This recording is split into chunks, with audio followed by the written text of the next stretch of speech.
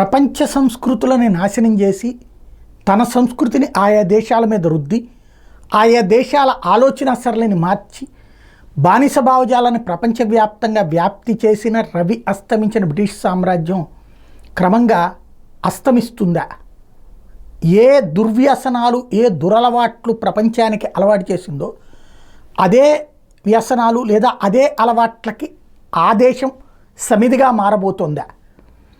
బానిసలుగా ప్రపంచాన్ని తయారు చేసినటువంటి బ్రిటన్ ఇప్పుడు తను బానిస దేశంగా మారబోతోందా?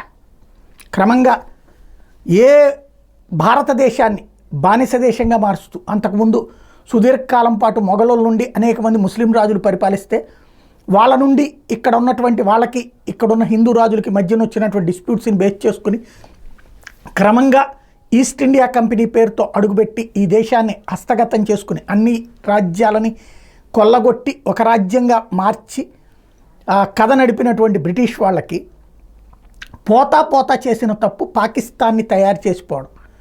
ఇప్పుడు ఆ పాకిస్తాన్ తయారు చేసిన తీవ్రవాదులైన ఆఫ్ఘనిస్తాన్ తాలిబాన్ల దగ్గర నుండి ప్రపంచవ్యాప్తంగా ఉన్నటువంటి సిరియా కావచ్చు, ఏదైతే ఈ హమాస్ భావజాలికులు ఏవైతే ఉంటారో అట్లాంటి వాళ్ళు శరణార్థుల రూపంలో తమ దేశంలో తమ మతం కారణంగా తాము బ్రతకలేకపోతున్నామని తమ జీవన విధానం నాశనం అయిపోయిందంటూ బ్రిటన్కి వచ్చి బ్రతుకుతున్నటువంటి వాళ్ళు క్రమంగా ఆ బ్రిటన్ మీదన ఇప్పుడు ఆధిపత్యం కోసం ప్రయత్నిస్తున్నారు. చివరికి అక్కడ రోడ్లను ఆక్రమిస్తున్నారు, చివరికి షాపింగ్ మాల్లోకి వెళ్ళి రచ్చ చేస్తున్నారు.